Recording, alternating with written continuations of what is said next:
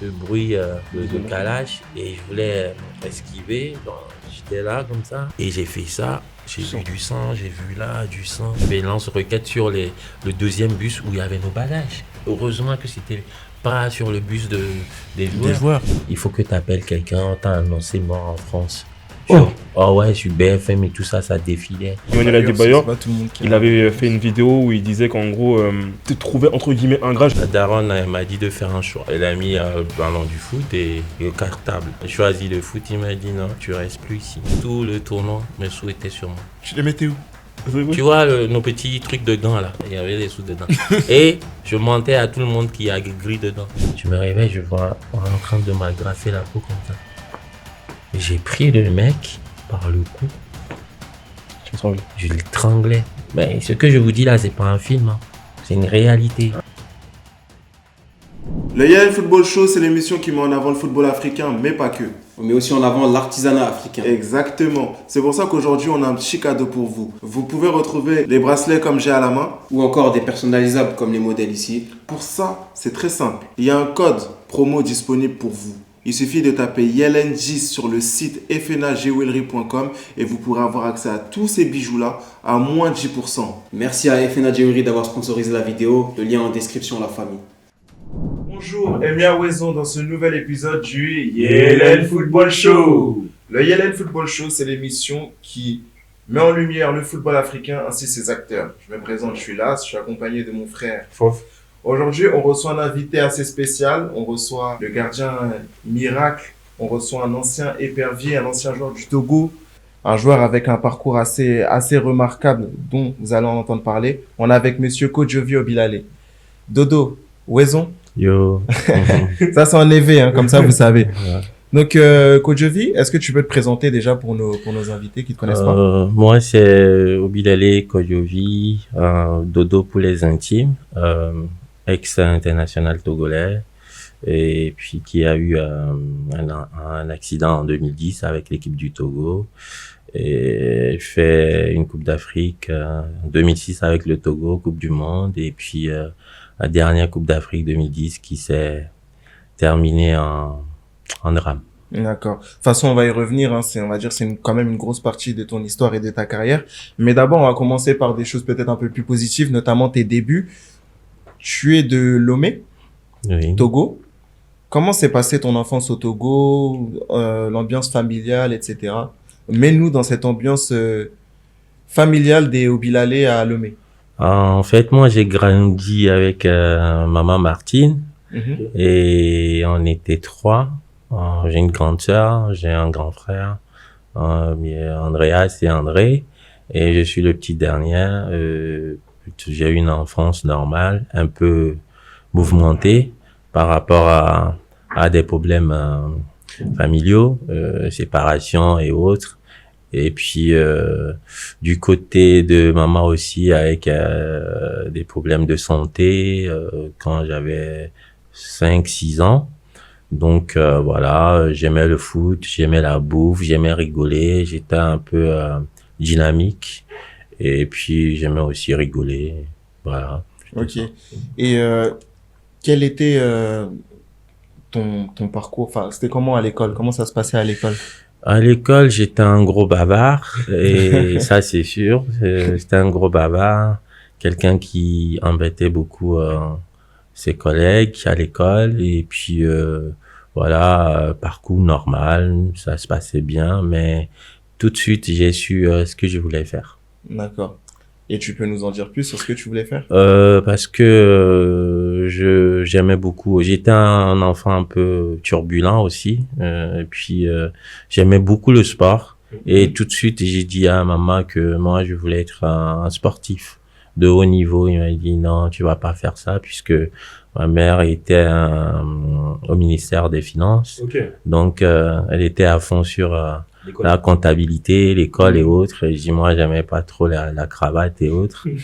Et voilà, ma sœur et mon grand frère, bon, Il les a mis tout de suite dans le bain. Et j'étais le petit dernier, mais têtu et qui prenait la tête à maman. C'est voilà, généralement comme ça. Ouais, le foot, aller jouer avec les copains.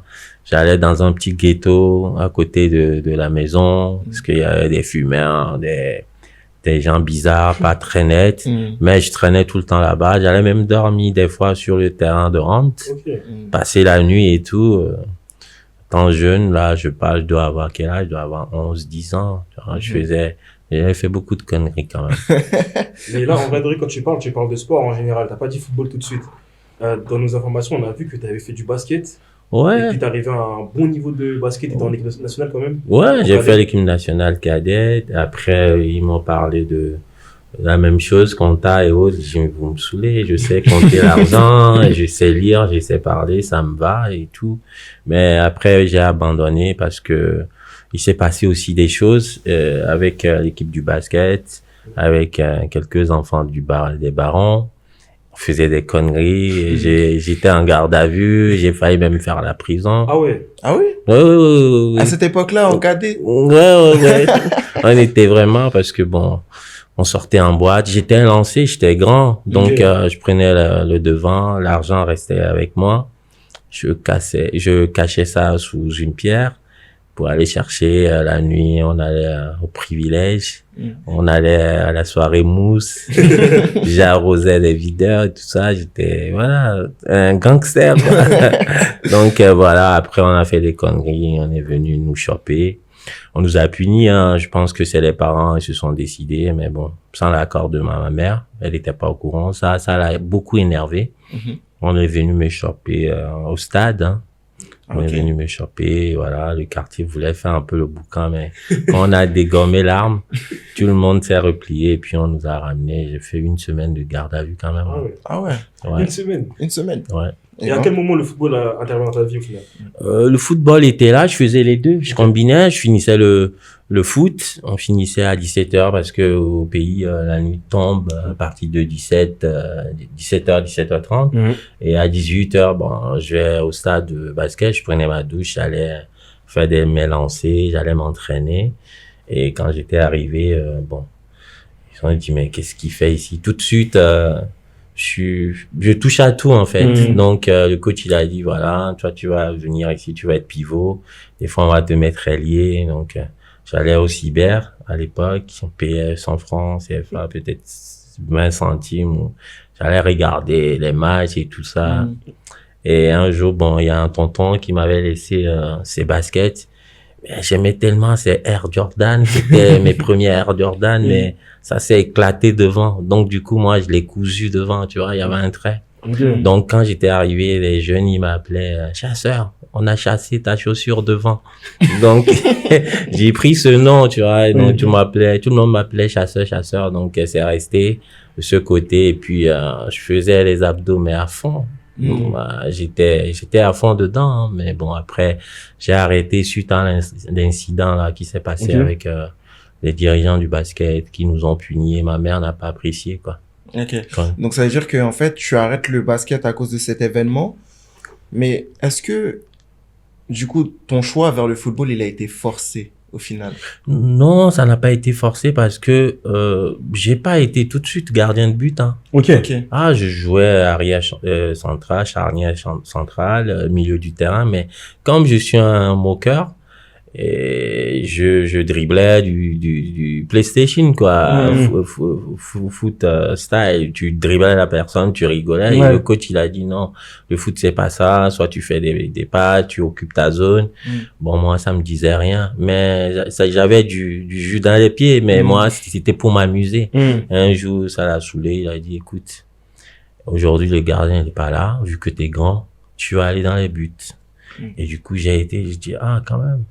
C'est bien, bon, on frappait, j'allais chercher, tout ça. Il dit, bah, maintenant, comme tu es mou, tu n'es pas trop robuste, on va travailler tout ça. Et bon, j'ai pris goût à ça, quoi. Et au bout d'une année, je suis monté avec une équipe Ligue 2 togolaise. Ok, déjà. Ah ouais, rapidement. Ouais, rapidement, très rapidement. Et comment ça s'est passé pour ton intégration dans ce club, dans cette équipe? T'as été remarqué? Comment ça s'est passé? Parce qu'on avait une équipe du quartier qui s'appelait Botafogo, pas celui du Brésil, hein, celui du Togo. Celui du Togo, et puis on faisait des matchs avec des grands. Ok. Et on les tapait. Donc, les dirigeants de ce club, ils ont dit, donc du coup, on va aller prendre les joueurs là-bas. On a pris au moins 6-7 comme ça pour étoffer l'équipe de Ligue 2 là, qui était dans le quartier. Et ça a commencé comme ça. Les primes, je pense que c'était 1000 francs. Ça fait combien 1000 francs même? 1,50 €. Ouais, 1,50 €, voilà. Et voilà, le soir, tu allais manger ta petite bouffe au bord de la route. T'es content, on était jeunes. Donc, voilà, ça s'est fait comme ça. Et voilà, comme je suis à l'aise au pied aussi, et ça a plu aux dirigeants de l'équipe d'Étoiles Filantes. Et ça, c'était passé vite, hein. C'était passé vite. Étoiles Filantes, ça, c'était un club de première division? Ouais, c'est ça. Ok, d'accord. Donc, je t'ai fait remarquer de la seconde. Bah, l'Étoile Filante. Et, ma question pour bien finaliser ce passage sur ton enfance et le sport, c'était quoi tes ambitions? Est-ce que tu avais pour ambition, du coup, à ce moment-là, d'être vraiment footballeur professionnel? Ou tu le prenais vraiment encore pour un plaisir au moment où tu étais aux Étoiles Filantes, par exemple? Franchement, c'était un petit peu l'insouciance. Okay. Et puis, j'avais un copain à moi. Aujourd'hui, il est aux États-Unis. Bon, lui aussi, il jouait au foot, mais bon, lui, c'était pour s'amuser. Et puis, on avait une petite blague. On se donnait des petits surnoms. On disait la vapeur. La vapeur, ça veut dire que, tu sais, à l'époque, quand on regardait les télés en hiver, quand les joueurs y jouaient, quand t'avais chaud et tout ça, il y avait la vapeur. Et on se disait un jour, on va cracher la vapeur, tu vois. On se donnait des petits noms comme ça. Donc, chez nous, la vapeur, on dit Aziza, tu vois. On s'appelait comme ça, il dit, ne t'inquiète pas, tu vas te cracher et tout ça. Tu vois, des petits comme ça, des trucs comme ça. Et ça nous faisait plaisir. À midi, je vais courir, je fais 5-10 kilomètres avec des charges au dos, dans le sable. À midi, je mets un kawaii, tu vois, c'était à fond. Le soir, tu vas vers l'hôpital où il y a une montée, tu montes ça, tu redescends. Je faisais des trucs de ouf parce que déjà, à partir de 14-15, la daronne elle m'a dit de faire un choix. Entre quoi et quoi? Elle a mis le ballon du foot et le cartable. Tu choisis. Et ma mère était dure. J'ai choisi le foot, il m'a dit non, tu restes plus ici. Et les dirigeants, ils m'ont loué un appart, quoi, entrée couchée. J'avais mis les matelas au sol, rien à foutre. Ah, donc ta mère, elle t'a mis dehors, quoi? Oui. Mais je pense que c'était pour voir ma réaction. Mais bon, quand elle partait au boulot, je passais par la fenêtre, aller chercher du gari, du riz et tout ça, hein, parce que mes sœurs, je suis le Benjamin, tu vois, ils me protégeaient un petit peu. Je dis, vas-y, reviens. Je dis, non, c'est bon. Là, t'étais têtu. Ouais, je dis, mais jusqu'au bout. Donc, après, voilà. C'est quand j'étais parti que ça l'a un peu apaisé, mais bon. En même temps aussi, quand on lui a dit que j'étais pas, et puis bon, lui là, on va le vendre. Avec sa grosse tête là. On va faire des sous avec. Donc voilà, ça, c'est Maman Martine. Que j'aime beaucoup. Et dans ta jeunesse, t'as effectué des essais très tôt en France? C'était à Lorient? À Niort d'abord. Comment Niort t'a remarqué? Comment ça s'est passé? Avec Niort m'a pas remarqué spécialement. C'était avec un ancien footballeur togolais qui avait joué à New York, qui s'appelle Fiaro Kofi. C'est lui qui m'avait repéré. Et puis, il avait demandé à un pote à lui de me suivre. Donc, après, ça s'est fait. Il m'a ramené. J'étais parti à Nyon. J'ai fait les essais. Il y avait, à l'époque, un entraîneur togolais aussi. Mais il voulait pas me garder parce que j'allais sur mes 18 ans. Donc, ils m'ont dit qu'ils préféraient, privilégier les jeunes du centre, quoi. Que déjà à mon âge, j'étais en sélection, j'étais surclassé et que c'est pas, que les enfants d'ici, ils préféraient que il y a la base et tout ça, que j'ai tout. Bien, il y a des petites lacunes à corriger, sinon je suis au-dessus du lot, hein, tu sais, le même bagou, quoi. Et puis ils m'ont dit, bah écoute, nous on verra après, quoi. Et j'étais parti à Lorient. T'étais en quelle catégorie d'âge en sélection avec le Togo? Équipe du Togo? Bah, senior. À 18 ans? Oui. Ok. Donc, ça veut dire que t'as connu la sélection vraiment très tôt? Oui, très tôt. Vraiment très tôt. D'accord. J'avais une question. c'est que suite à Niort, Lorient, comment ça aussi ça se fait? C'est toujours le même monsieur Fiao? La même personne, ouais. Ok. Ok. La même personne. Et quand j'étais arrivé à Lorient, j'étais avec l'équipe réserve et je lui demandais, ben alors, ça va se faire quand, tout ça, je perds le temps, il faut que ça s'accélère. Il m'a dit, ça va le faire, ça va le faire. À un moment donné, il m'a dit, ben écoute, ils sont plus d'accord, il peut pas te faire signer aspirant ni pro, donc, je dis, ben écoute, je rentre au bled. Comme ça. Ouais. J'ai dit, je vais rentrer. Et j'étais parti. Mais pourquoi tu t'es pas dit, peut-être que tu avais le niveau pour aller dans un autre club en France, tu vois? Pourquoi t'es pas resté en France plutôt que retourner Parce au que lui aussi, il voulait que je rentre. Parce que à l'époque, pour les visas et tout ça, il y a des accords avec les agents, avec les clubs. Parce que si je m'entêtais à rester là, j'allais fermer la porte aux autres. Donc, du coup, j'étais parti et quand j'étais arrivé, bon, les moqueries et autres, ça n'a pas été, ça y est, c'est raté. Au Togo? Tu peux nous en dire plus sur ça? Explique-nous un peu comment ça se passait. Genre, en gros, c'était limite la honte d'être revenu. Ouais, pour beaucoup de personnes, beaucoup de footeux, ils allaient te dire. Il y en a beaucoup qui sont partis comme ça, qui n'ont pas eu la chance de revenir. Moi, j'étais parti, j'ai repris le championnat. Ok. J'étais parti à l'Étoile filante encore. Ok. Et je parlais avec un ami à moi, il s'appelle Kojo comme moi, pardon. Et puis, il m'a dit, je te connais. Lui aussi, il est né le 8. Il m'a dit, je connais ta force. J'ai dit, non, Kojo, t'inquiète pas, c'est pas grave. Moi, je vais remonter vite la pente. Et voilà, c'était pas facile non plus, hein. C'était pas facile.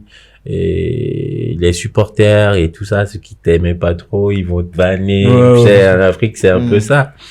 Et puis, j'ai commencé tout de suite. La sélection m'a encore appelé. J'ai voyagé avec eux. On était venus à Rouen. On a préparé la CAN 2006. On est parti en Tunisie. J'étais sélectionné encore. Donc, après, j'étais parti à la Coupe d'Afrique avec eux, 2006. Et j'étais le seul joueur local qui a été sélectionné pour la Coupe du Monde et c'est ça qu'on a vu. La Coupe d'Afrique. Okay. Et après la Coupe du Monde, le même agent, il m'a recontacté et puis j'étais parti. Ok. Et à ce moment-là, du coup, quand tu repars, tu retournes en Bretagne, c'est ça? Ouais, je suis retourné en Bretagne. À Kevin, c'est ça? Ouais, à Kevin, en fait, Kevin, j'ai été jouer là-bas. Je dirais c'est un truc familial parce que si tu veux, mon ex-compagne et sa maman était dirigeante là-bas et ils m'ont proposé de jouer parce qu'à l'époque, j'avais des soucis de papier aussi. Et mon visa allait expirer. Voilà, exactement. Et du coup, ils m'ont dit, nous, on peut pas te payer, t'as vu ton parcours mondialiste et tout ça. J'ai dit, donnez-moi du taf, quoi. Moi, c'est bon. Moi, ça me va. En parallèle de t'entraîner avec le club. Voilà, exactement. Et j'ai fait 6 mois avec eux. Après, la GSI est venue me chercher. GSI Pontivy? Ouais, c'est ça. Ils étaient en CFA2 à l'époque, c'est ça? Ouais. Non, CFA. CFA? Ok. Ouais. Et quand GSI Pontivy vient te chercher, ils te payent par contre? Ouais, ils me payaient, ouais, ils me payaient. Okay. T'as fait combien de temps à Pontivy? J'ai fait de 2008 à 2009, ouais, je crois. J'ai fait 2008 à 2009. Ouais. Donc ça veut dire que lorsque tu vas à la CAN en Angola, tu étais sans club à ce moment-là? Si, j'avais un club, hein. Angola, c'est 2010. C'est 2010. Ouais. Et t'étais à quel club à ce moment-là? Pontivy. Pontivy encore. Ouais. Quand t'as dit que t'as arrêté en 2009. 2009, c'est pour ça. Ah, mais parce que mon dernier match, c'était en 2009. Ah, d'accord. Ah oui, la CAN en Angola, c'était en 2010. Ok, d'accord. Mais du coup, ton séjour en France, de façon générale, t'as été satisfait de ce que t'as pu faire quand même? Oui, moi, j'ai travaillé, j'ai joué au foot, j'ai fait le championnat. Je suis pas fainéant, moi. Moi, j'ai toujours ce petit côté de moi qui me dit, peu importe la situation, vas-y, fonce, on sait jamais. Peut-être ces péripéties peuvent t'ouvrir des portes aussi, donc faut pas avoir que le mal, quoi. Mais t'avais pas peut-être ce complexe-là comparé à tes autres coéquipiers qui, eux, peut-être vivaient décemment de... Du tout. Tu peux demander à n'importe quel Togolais, ils vont me dire, mais Dodo, lui, c'est un fou. Je venais, on me vannait. On me dit, tu joues, toi? Je me dis, qu'est-ce que ça peut te faire? Et puis un jour, il y avait un coach qui était venu, et il m'a demandé qui t'a sélectionné. Oh. Parce que j'ai dit, j'ai dit mon club, parce que tout le monde se présentait et tout ça. Et il m'a dit, c'est où ça? Ah ouais. J'ai dit, c'est en Bretagne, mais ça m'a pas complexé. Le soir là, j'ai fait du sale. Ok. Et il m'a appelé, il m'a dit, ah bon? Pourquoi tu joues là-bas? Et je suis resté comme ça avec ce coach jusqu'au bout. Ok. Jusqu'au bout, il m'a fait confiance, mais de ouf. D'ailleurs, je lui fais un petit coucou, il s'appelle Jean Thyssen, c'est un entraîneur belge. Ok. Ok. Coucou à lui en tout cas. Donc, Et il était en sélection togolaise à ce moment-là, Ouais. avec vous, les gardiens. oh non, entraîneur. Entraîneur principal. Ouais, ouais. D'accord, ok. Parce que là, on va dire qu'on a fait le tour en par club. rapport à des clubs professionnels. Tout à l'heure, tu nous disais que tu as connu très tôt la sélection togolaise. Est-ce que tu peux nous dire comment ça s'est fait et à quel âge on t'aborde pour venir en sélection? La sélection, je pense que je l'ai connue avec l'entraîneur brésilien. Son nom m'échappe un petit J'ai peu. oublié son nom. Oui, mais c'est celui qui voulait Qui lui naturaliser des Brésiliens. Non, il a naturalisé plein. des Brésiliens pour les, Ouais, les c'est rendre ça. togolais. Ouais. C'est Et ça. il disait que il sélectionnait plutôt les Brésiliens noirs Noirs. pour pas qu'il y ait un Ouais, contraste entre vous. Ouais, si, si. Il y a des tismés aussi dedans. Ouais. Mais attends, ça m'intrigue parce que comment vous arriviez à cohabiter avec ces Brésiliens-là? Il y a forcément une barrière de la langue, c'est vrai que ça. Comment ça se passait? Mais même au-delà de ça, excuse-moi de te couper, vous êtes togolais. Et eux, ils sortent de nulle part. D'un coup, ils viennent et ils sont togolais. Comment vous... Tu sais, à l'époque, nous tous, on s'interrogeait. Hein. Bon, voilà, nous, on peut pas parler à l'époque. Déjà, on va demander, t'es qui, tu joues, toi? Donc, du coup, je pense que les cadres, ils parlaient beaucoup de ça. Et puis, voilà, nous, on se mêlait pas. Ça nous regarde pas. C'est la Fédé, c'est les instances. Donc, nous, ça nous faisait ni chaud ni froid, mais on se comprenait quand même. Ah, vous compreniez quand même? Oui, parce que le foot, je pense que c'est universel. Hein. T'as pas besoin de parler, quoi. Il suffit juste de bien se placer et puis quand tu veux relancer, quand il fait l'appel, tu relances, quoi. Ouais. Il n'y avait pas de clan qui s'était formé, on va dire, les Togolais d'un côté et les Brésiliens de l'autre? Oui, il faisait ça. Les néo-brésiliens togolais. C'est n'importe quoi. Ouais, il y en a plein comme ça, ouais. Donc, c'était, voilà, l'époque là aussi, et c'était avec l'entraîneur brésilien. Ok. Donc, c'était, je pense que mon premier match en sélection, c'était contre le Burkina. Ok. Burkina Faso. Je peux pas vous dire l'année, j'ai pas envie de dire des bêtises. C'était au stade de Kégué? Ouais, c'est ça. Ok. Exactement. C'était ça. Et vous avez fait... On senti a gagné, moi, c'est relax, hein. Ouais. Pas de pression. J'ai jamais eu de pression, mais c'est ça qui fait que j'ai eu ce gros problème en sélection. À chaque fois qu'on va me sélectionner, ça, je le dis sans langue de bois. Moi, si j'ai un entraîneur étranger, je suis désolé, hein, je sais que les gens ils vont polémiquer sur ça. Je suis plus à l'aise. Ok. C'est-à-dire que si je dis je suis plus à l'aise, il va me juger sur ce que je donne sur le terrain. D'accord. Il va pas me juger parce que lors de la collation ou après à la causerie, je rigole avec un tel ou je m'habille comme ça, comme si. Alors que les entraîneurs de chez nous, des fois, ils vont dire ah ouais, lui, t'as vu, c'est un bandit. En plus, si c'est un ancien, ouais, pourquoi tu mets des boucles d'oreilles? Pourquoi tu as le short ici? Tu vois, il y a toujours un peu de zèle, ouais. Ouais, il y a toujours ce petit jugement qui, alors que un coach qui connaît son taf, si t'es talentueux, tu peux marcher sur la tête, il te dit reste dans ce couloir, fais-moi ce taf, il te prend, quoi. Donc là, on était avant 2006 sur ta première sélection face au Burkina Faso, c'est ça. Donc on devait être 2005 par là. 2005, 2004, ouais. Ok. Mais est-ce que tu ressentais une sorte de concurrence avec Kossi Agassa ou bien tu savais déjà que c'était lui? Parce que c'est compliqué quand même, étant gardien, de se faire une place, il y a très peu de chances. Donc comment tu vivais? Je pense que j'ai même dit à Kossi un jour que c'est lui qui m'a même donné envie de faire ce métier, hein. J'étais fan de Chilavert et autres, mais quand j'ai commencé à aller au stade, c'est Agassa et un autre aussi qui s'appelle Nibombe Wake qui est décédé il y a peut-être 3 semaines. Père son âme. Père son âme. Kossi, c'était mon idole. Mais je lui avais dit parce que tu sais, la population a tellement créé une ambiance nauséabonde autour de ça. Tu vois, les gens qui n'aimaient pas trop Kossi vont dire, tu vas voir. le petit, il va prendre ta place. Le petit, il va faire ceci, tu vois. Et puis, bon, c'est quelqu'un, il est souvent dans son coin, il parle pas beaucoup. Et voilà, mais je sais qu'on a une très bonne relation, même jusqu'à aujourd'hui. Mais moi, j'étais pas en concurrence avec Kossi. Kossi, c'est un gardien que j'apprécie beaucoup. Et moi, je le dis même à mes amis, hein, que la carrière qu'il a fait, c'est pas ça qu'il devrait faire. Kossi, il était trop fort. Il était trop fort. Sans vous mentir, hein, je suis gardien. Ah non, on l'a vu jouer, Rastad de Reims. Ouais, mais il était trop fort. Kossi, il peut jouer championnat d'Angleterre. Quand je vois les gardiens ici, je dis, mais Kossi, il est super fort. Moi, même en entraînement, il te met un dropping, ça rentre dans tes gants, tu sens que t'as un dropping dans tes gants, quoi. Il fait des relances. Mais c'est une crème. Sincèrement, je le dis à cœur ouvert, c'est un bon gardien. Ok. Maintenant, on va avancer un peu sur cette période.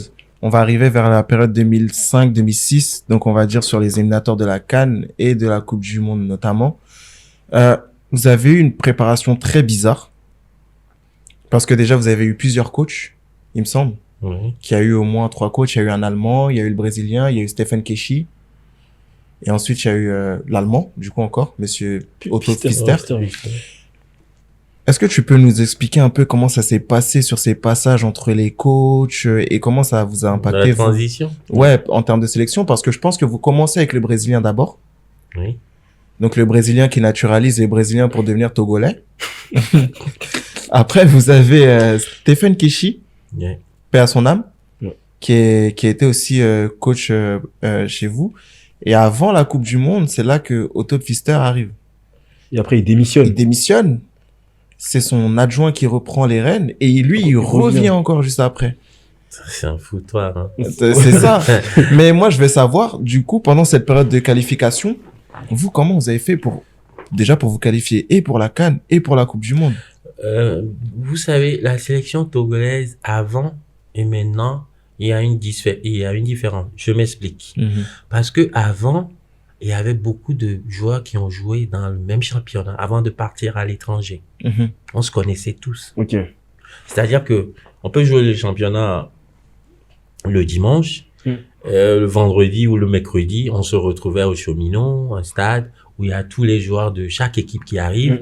On formait une équipe pour jouer ensemble. Et on se retrouvait en sélection. Donc vous faisiez une sorte d'équipe All-Star. Exactement. Et arrivé en sélection, tout le monde connaissait l'habitude de l'autre et tout ça. Et c'est pour ça on avait une équipe solide. Les gens ils disaient mais comment ils font et tout ça. Aujourd'hui, c'est plus la même chose. C'est pour ça que il y a un petit bug. Tu vois. Donc nous, on peut changer les entraîneurs tous les 20 minutes. Nous on va jouer. Vous avez le même groupe et voilà, exactement. D'accord. Il y avait déjà des automatismes, on va dire, donc il n'y avait pas de problème en tant que tel. Exactement. D'accord. On va dire que vous avez déjà connu un parcours... On va parler déjà de cette CAN 2006. J'ai envie de savoir comment ça s'est passé pour toi. Il me semble qu'en 2006, ça s'est passé En Égypte. En Égypte, exactement, remporté par l'Égypte, justement. Comment s'est passé le parcours des qualifications et vous, en Égypte, comment vous êtes senti? Déjà, c'était un peu bizarre la CAN 2006 parce que j'étais pas sélectionné. J'étais pas sélectionné. D'accord. Je m'explique parce que à l'époque j'étais sélectionné et tout ça, je faisais peut-être des voyages avec eux, mais quand il s'agissait des matchs de la sélection, on prenait d'autres personnes, tu vois. Mais quand il s'agissait de faire les prépas et tout ça, on faisait appel aux gardiens locaux, tout ça. Et bon, tout le monde voyait, hein, c'est comme ça et c'est fréquent, c'est très fréquent. On te laissait pas ta chance. D'autres disaient oui, il est trop rigolo, il est pas sérieux, il est ceci, il est cela, comme ce que je viens de souligner tout à l'heure. Donc à un moment donné, moi, lors de la sortie de la liste, j'étais pas sélectionné. C'est pour ça, à chaque fois, je m'incline toujours et je m'inclinerai toujours devant ma mère. On m'avait pas sélectionné. Ils sont partis, ils ont fait le premier match. contre la RDC.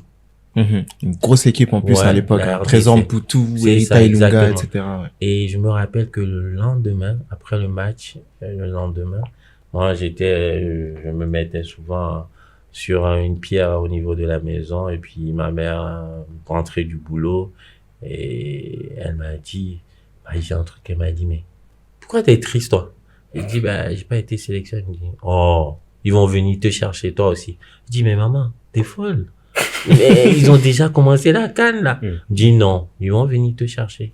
Je te jure, je l'ai mis dans mon autobiographie parce que c'était tellement fort. Le lendemain, on est venu me chercher. Ah ouais. Et j'étais parti à la Coupe d'Afrique 2006. Ok. Ouais. Et je me rappelais toute ma vie quand j'étais arrivé, Stéphane Keshi m'a demandé, c'est qui ton marabout? Ah ouais. J'ai dit, c'est ma mère. Parce que, je sais pas, j'ai voyagé avec les supporters en Égypte et j'étais arrivé parce que le gardien qui m'avait remplacé ou qu'on avait pris, il traînait une blessure, il avait caché la blessure, mais on l'a sélectionné quand même. Tu vois, c'est des incohérents un petit peu dans le football aussi, tu vois.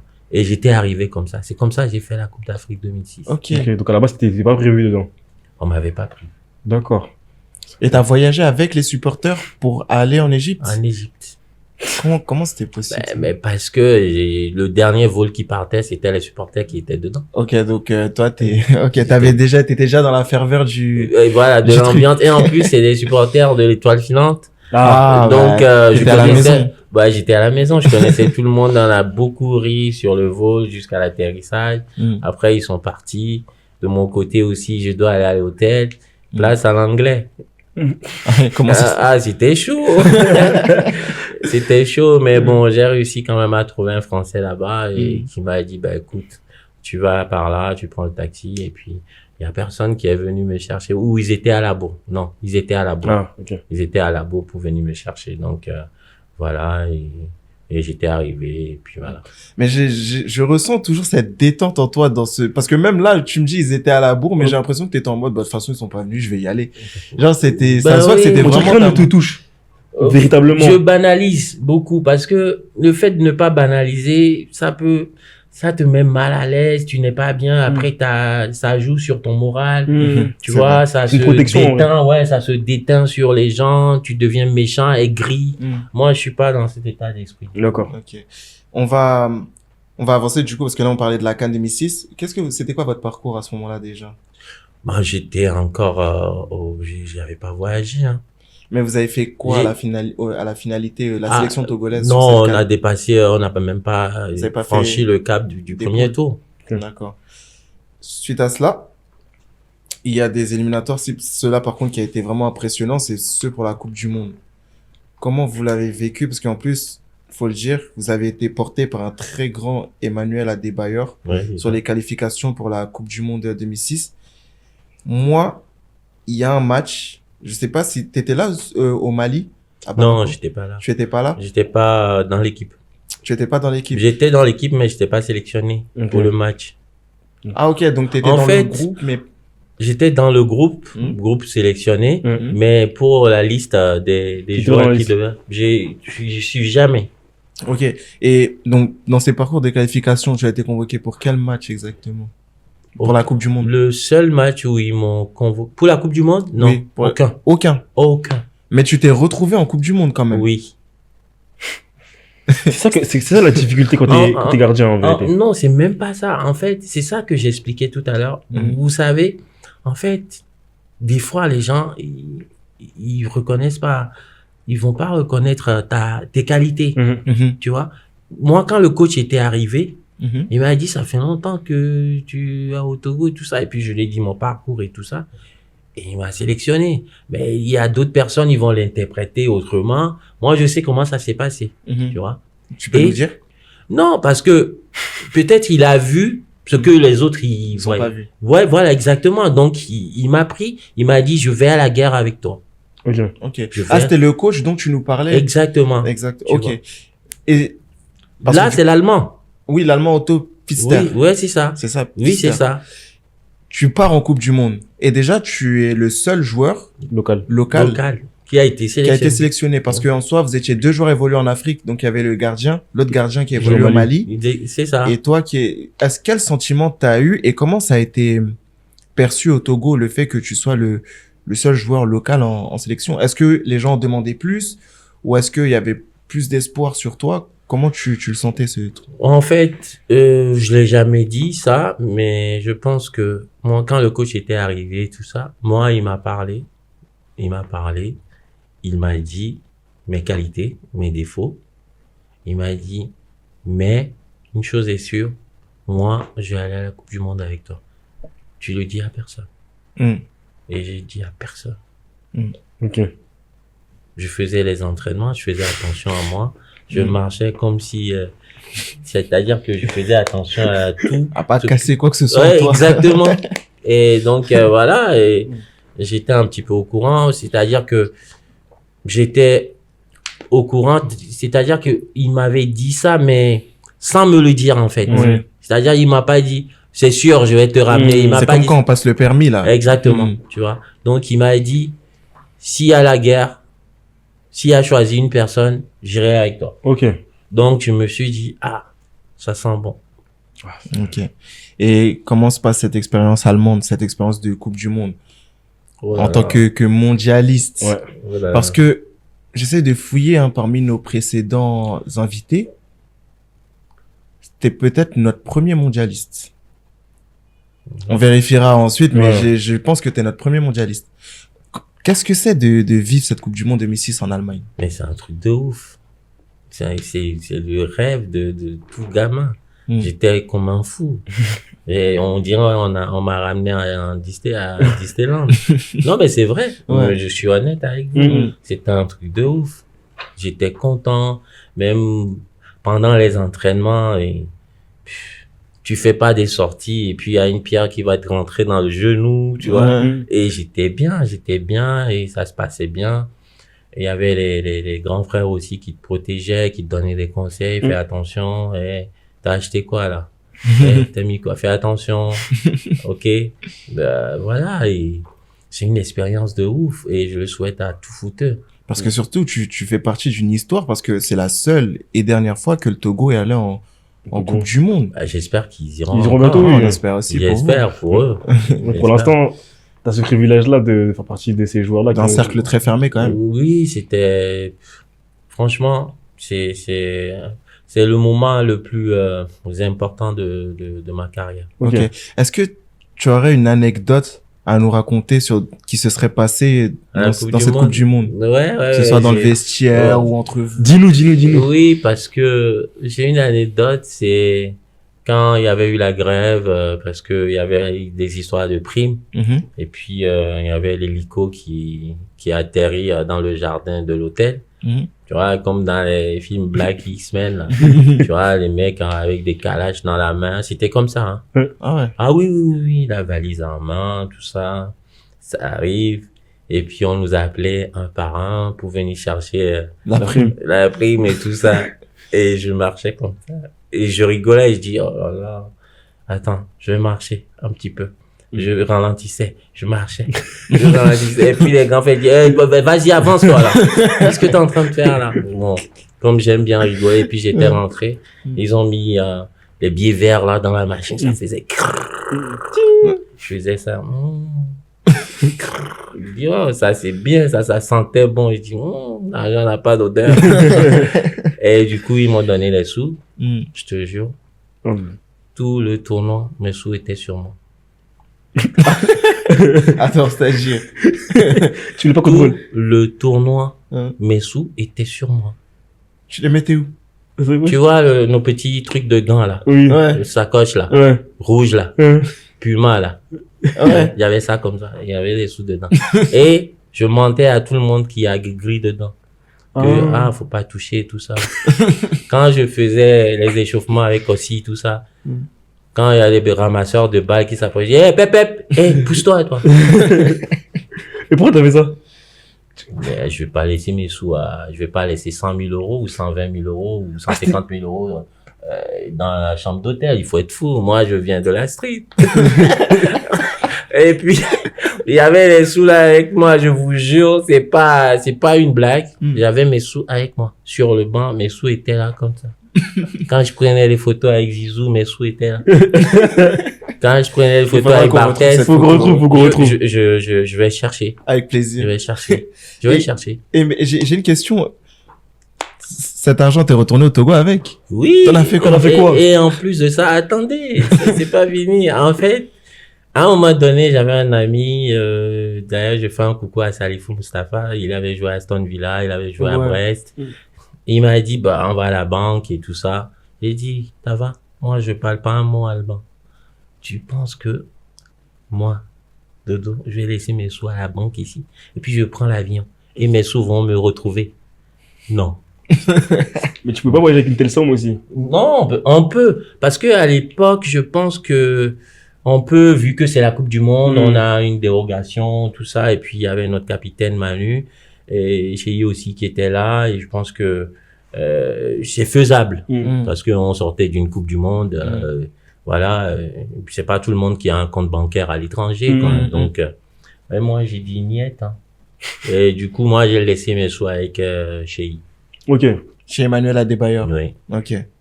T'en as fait quoi après? Oh, et c'était rigolo. Quand on est arrivé à Lomé, l'avion a atterri. Il ouvre sa porte pour rentrer, je suis là. Il me dit, hey, Dodo, laisse-moi tranquille. Attends, ton argent là, toi, tu joues pas avec ça? Je pars de l'aéroport, je l'ai retrouvé à la porte comme ça. Il dit, ah, je suis là. Elle me dit, oh, je vais même pas m'asseoir pour un verre d'eau. Donnez-lui son argent. Bon, j'ai investi un petit peu. J'ai fait plaisir à la famille. À maman Marty. À maman Marty. Ok. À quelques proches. D'accord. Et je me suis acheté une Golf 4 aussi. Ah ouais? Ouais, bah, je l'ai pas beaucoup conduit, hein. Ouais. On me conduisait, j'avais pas le permis, je crois. Ah, ok. On me conduisait, c'est après que j'ai passé le permis. D'accord. J'avais un chauffeur. Ah non. Ouais, mais bon, après, c'est des potes du quartier, donc, voilà. Un petit salaire comme ça. Oui, vite fait. ouais. Bon, maintenant, on va avancer un peu. Et c'est là où, parce qu'on disait justement en intro, et toi-même t'en parlais un peu, en 2010, il y a eu la tragédie de la CAN en Angola. Maintenant, moi, je vais te laisser te raconter ton histoire, mais j'aimerais que, à la base, tu nous parles de vraiment la préparation à la suite, quoi, que tu puisses, en fait, c'est ton moment. C'est ton champ, en vrai. Voilà, et on veut que On veut pas te couper, on veut que tu t'exprimes à 100% sur cette histoire-là parce que la préparation. La préparation à... Les prépas, peut-être je vais louper des parties parce que je me rappelle de quelques trucs parce que j'ai une mémoire sélective aussi. Hein. C'est normal, surtout après des traumatismes. Ouais, notre cerveau choisit ces moments ça, aussi pour exactement. pas avoir mal. Non, les prépas, ça s'est bien passé. 2000, partie de 2008, comme ça. Bon, il y avait eu ce côté où les gens ils me disaient bon, il était chaud, tout ça. Et puis je pense que Kossi aussi m'avait laissé un peu d'espace aussi à ce que je m'exprime, parce que tu sais, je pense que les coachs à chaque fois, même s'ils vont faire un choix où Kossi était blessé, ils demandent tu trouves, est-ce que Dodo il peut faire l'affaire? Donc je pense qu'il me validait aussi. Donc à partir de 2009, j'avais fait un match au Maroc. On avait joué Maroc à Lomé. Non, oui, on avait joué Maroc à Lomé. Et j'étais sorti sur Civière. On a fait match nul. Et il y avait eu des soucis avec les supporters parce que j'étais gardien titulaire quand il était sur le banc. Je pense qu'il avait un bobo ou il y avait eu des problèmes avec le coach, un truc de ce genre. Mais à chaque fois quand moi je jouais, je prenais toujours sa bénédiction, on parlait de tout et de rien et puis voilà. Il me donnait ses conseils. Après, on est parti au Maroc. Normalement au Maroc, je dois pas encaisser un but. Si on encaisse un but, je pense que ça déréglait les calculs. On n'ira pas à la CAN ou un truc de ce genre. C'était à l'époque de Marois Chamac et autres. C'était chaud, hein. Et j'ai fait un grand match là-bas. On a commencé le match au bout de 5 minutes, il y avait Apeno. Il y avait la Pinot, et puis les coéquipiers, ils m'ont dit, oh là là, faut pas qu'il marque et tout ça. Bon, moi, à mon habitude, je dis, mais Dafa, t'inquiète, il va pas marquer. Je vais l'arrêter. Soit je l'arrête ou il va se faire sortir. Et le gars, il a tiré. J'étais parti sur le ballon, mais le ballon était parti en l'air, quoi. C'est du bon côté, puis voilà. Et je suis rentré dans mon match. On a fait match nul. Je me suis ramassé des cailloux et des oranges à la gueule. Parce que. Au Maroc? Au Maroc, ouais. Au Maroc. Et, je pense que j'avais les 2 adducteurs pétés aussi.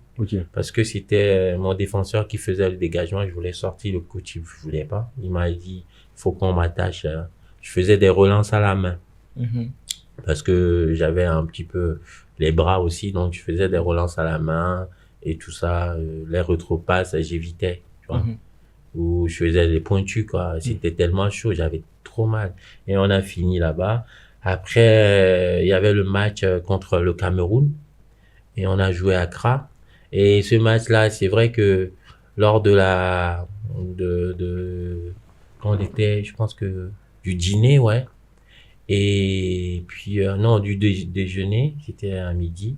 Et du coup, le coach, il a dit, on était à table, il dit, ah, Kossi, on va commencer avec Kossi. Et Kossi, il a dit non, qu'il peut pas.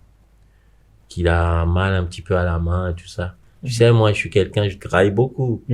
Je savais que j'allais pas y aller. Que c'est Kossi qui allait jouer. Du coup, je m'embourbais avec la sauce mouton et tout ça, là. Quand ils ont dit, ah, Dodo, c'est toi qui vas jouer, la cuillère est tombée comme ça. Et puis, comme j'aime vanner, tout le monde me disait, t'es prêt? C'est Barça, hein, c'est Sam, hein, c'est Samuel, hein. Lui, il tourne, paf, lui carne. Tu peux rien faire, c'est le grand Cameroun. Et dis-moi, t'as combien de maisons au pays, déjà? Et les supporters, ils vont casser ta maison. Tu es là, en train de faire le mal. Parce que j'aime bien vanner. Eux aussi, ils me vannaient et tout ça. Et puis, donc, ils te préparaient psychologiquement à affronter Samuel Eto'o, quoi. Exactement. Et bon, du coup, je disais dans ma tête, mais qu'est-ce qu'ils ont tous? J'ai arrêté de manger quand même. J'ai arrêté de manger. Et puis, à un moment donné, les cadres sont venus me voir. Chez Emmanuel m'a parlé. Il y a l'actuel entraîneur aujourd'hui, Nibombé. Il m'a parlé aussi. Touré Shérif aussi m'a parlé beaucoup. Ils m'appréciaient, ils m'ont parlé et tout ça. Ils m'ont dit, faut pas avoir peur et tout ça. À un moment donné, ça m'a agacé. J'ai dit, mais pourquoi vous tous vous me parlez de peur? Je comprends pas, mais je voulais être gardien, mais là, je vais être dans les buts. Si on frappe, si je vois, j'y vais. Si je vois pas, ça va rentrer le point. Ça va devenir parler. Ouais, lâchez-moi la grappe et tout ça. Je dis, on ne t'agace pas. Une chose est sûre, c'est le grand Cameroun. Tu vois? Et on était à 2h du match, hein, ou 2h30 du match, hein. Et à un moment donné, j'ai été, je pense que Chéri est venu me voir, il m'a dit d'aller voir Agassa, de parler avec lui, qui va me donner un petit peu de conseils et tout ça. Et quand j'ai été, je l'ai dit que voilà, il sait, je vais jouer ce soir et j'aimerais avoir sa bénédiction. Mais par contre, je vais pas porter le dorsal 1. Je vais porter le dorsal 16. Et puis il m'a dit, bah vas-y, prends. C'est pas grave, prends. J'ai dit non, je vais pas prendre. Tu vas me le donner. Il m'a dit, ok, d'accord. Il m'a dit, tiens, j'ai dit merci. Et j'étais parti, il m'a dit, sois vigilant et reste bien sur tes appuis parce que tout, il est vif, hein, il y avait un aussi qui jouait à Nancy, il était super fort. À Nancy? Ouais, un Camerounais, il était super fort. Jeffy? Non, pas Ndjefi. Non, Jeffy était à Sedan. Il était à Sedan. Le nom m'échappe. Et puis. Alou et Follow. Ouais, je pense que c'est un nom comme ça. Alou et Follow, je crois. Un nom de. C'était ça. Il y avait les Rigobert, tout ça. Et puis moi, j'ai pris le maillot, j'étais parti dans ma chambre. Je me suis allongé, j'ai fermé les yeux 10 minutes pour me concentrer. Et après, je me suis habillé. On nous a donné les consignes et tout ça. Et ils étaient dans le couloir. Ça, c'est les anecdotes. Ils étaient dans le couloir. On attendait le gardien. Mais, il y a un truc qui m'a fait tilt. Quand j'étais sorti, j'étais le dernier à sortir. J'ai couru comme ça, dans le couloir. J'ai dit, allez les gars, on va aller manger ce soir. Ils m'ont regardé comme ça. En gros, c'est qui lui? Ouais. les Camerounais qui t'ont regardé Oui, comme ça? ben parce que bon, moi je sors avec mes crampons, je faisais mon malin, ils m'ont regardé, mais c'est qui ce gardien, il sort d'où? En Mais fait, j'ai t'es culotté. senti, oui, j'ai senti dans leur regard, comme si, mais c'est pas lui qui joue d'habitude, tu vois. Je dis, oh bon, voilà. Mais moi, quand j'allais commencer les matchs, mes premières prises de balles sont très, très, très importantes pour moi. Mhm. Donc, on a commencé le match, bon, on s'est checké, tout ça, j'ai parlé, et puis on a fait la photo. Darry m'a parlé, il m'a dit, je compte sur toi, tout le Togo compte sur toi, n'oublie pas, tout le Togo compte sur toi. Du coup, il m'a lancé un petit sourire. Il m'a dit, reste là-bas à rigoler encore, parce que moi j'ai rigolé quand il m'a dit ça. T'es parti dans les buts, les supporters, tu vois, il y a beaucoup de supporters d'Étoile Filante, ils m'ont fait des signes, j'ai fait juste comme ça. Et puis, il y a des défenseurs qui m'ont dit, et toi, va là-bas!